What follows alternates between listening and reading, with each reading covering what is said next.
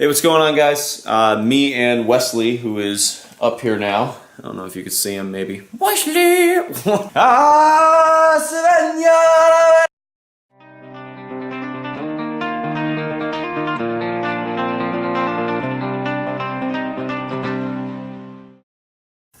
Hey, what's going on, guys? Today I want to talk to you about what it is that you want. Now, what I mean by this is that it is the number one thing that people come and talk to me about. They say, Josh, I want to make more money. I want more money. That's what they come and talk to me about, at least most of them. Well, here's the thing. Here's $5. You've got more money. So now you should be happy, right? See, the problem is that when you don't have a clear-cut goal of what you want to achieve and obtain, whatever you're going to get may actually be a step in the right direction, but you're still not going to be happy because you are metaphorically taking a dart, throwing it at this giant board. You're just taking this dart and just humming it and just seeing where it ends up. And it's not going to end up in a place that you actually really desire. You know, people say they want, a girlfriend. Okay, well, what kind of girl do you like? What kind of things would you like to do with her? You know, do you want a woman who has goals and drive in life and that you don't have to take care of and is independent? Or do you want a girl who's going to be dependent on you and that is going to hang on your every word and be a little house mouse trophy wife? I mean, what is it that you want? You know, because when you say that you want a new car, you say you want all these things. Okay, well, here's $5, here's a girl that cheats on you, and here's a car that doesn't run. You know what I mean?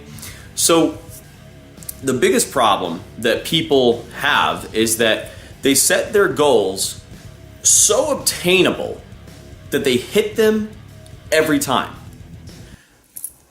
And then they feel unfulfilled because it's actually nowhere near where they actually truly would desire to be. When I'm talking with somebody and they tell me that they get everything that they want, that they hit all the goals that they set, and that they're achieving things left and right in their life, I tell them, you know what? You are failing yourself. You have to set your goals so high that people think that you're nuts, all right? If you set a goal for yourself, now, I don't know how much money you make, but let's pretend that you make, I don't know, $700 or $800, right?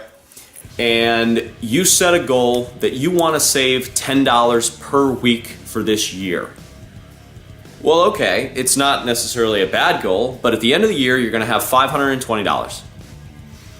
Okay, that's not even one of your paychecks if you're making $700, $800.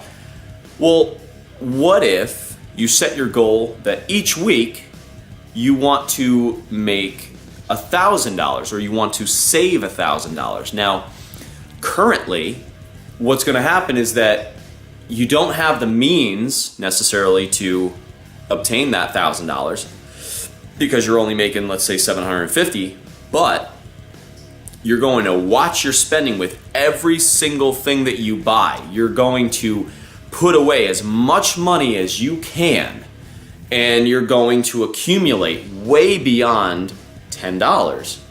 Now, you may not hit 1,000, but you're going to hit way beyond where you would have if you set this crappy little goal that you can hit. All right, you don't want to set a goal where like you take a handgun 2 feet away and you could nail every shot. You want to put that target 100 yards away, no sight on the gun, and just fire away, right? And try to hit it, because that's how you're going to get to greatness. That's how you're going to get to bigger things. Now, there's also a side effect that happens when you set a goal that is that high.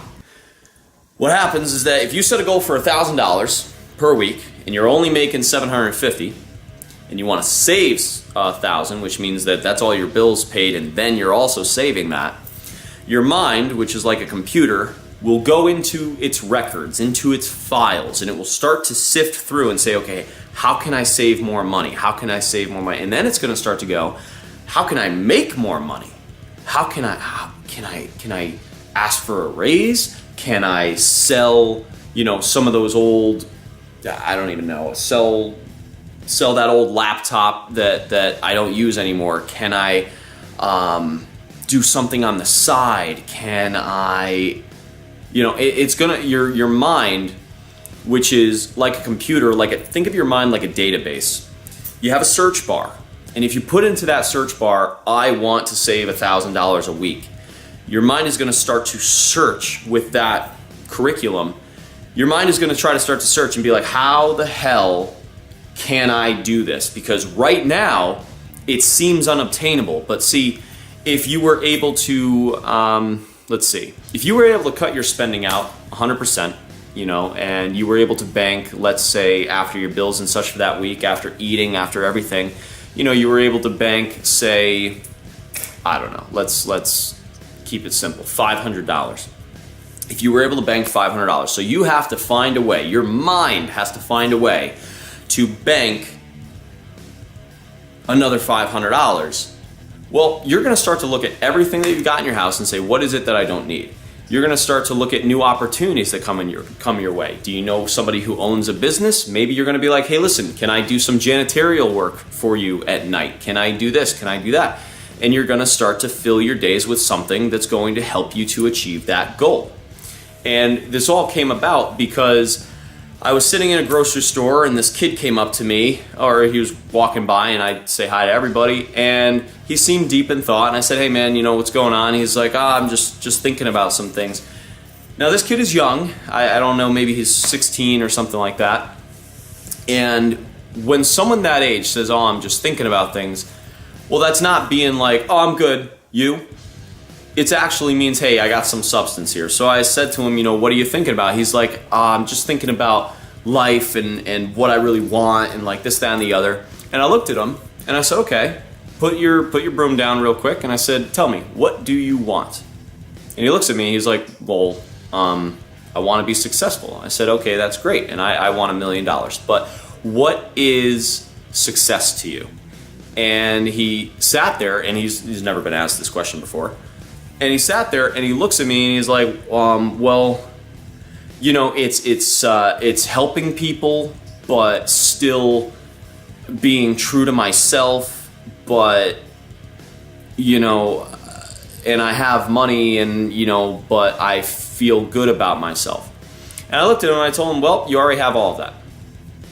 And he looks at me like I'm nuts. And I said, well, you're helping this store by sweeping the ground. You must have some money in your pocket because you have clothes on your back. I told him, I said, listen, your goals, what you think success is, I said, it's not refined enough. It's not focused enough. And I said, you already have your definition of success because you have not elongated your definition of success. I said, you have to have a clear-cut idea and desire in your head so that you have a goal to go for, all right? And I said to him, I said, so what is your definition of success? And, it hadn't entirely gotten through. I mean, he is young and stuff, but he goes to me, he's like, well, he started bringing up like Habitat for Humanity. He really wants to like help out the human race, and he wants to help out people who are less fortunate than him. And he said, but I don't know how to get into that. I don't know how to get into that. And I said, stop it. I don't even want to hear that you don't know how to do it. Do it. And he looks at me, and he's just like, I said, do you have a phone? He goes, yeah. I said, can you Google Habitat for Humanity? Can you Google how to, I don't know, travel overseas and do stuff with different organizations and such? And he's looking at me like he's never had these thoughts before. And I said to him, I said, listen, and I gave him a card and stuff, and he may end up becoming like a client and stuff, but it's just kind of like, I said to him, I said, you need to understand that if you do not know what you want, you are never going to get it. You're never going to get anywhere close to it. You said that you want money. You already have money, okay?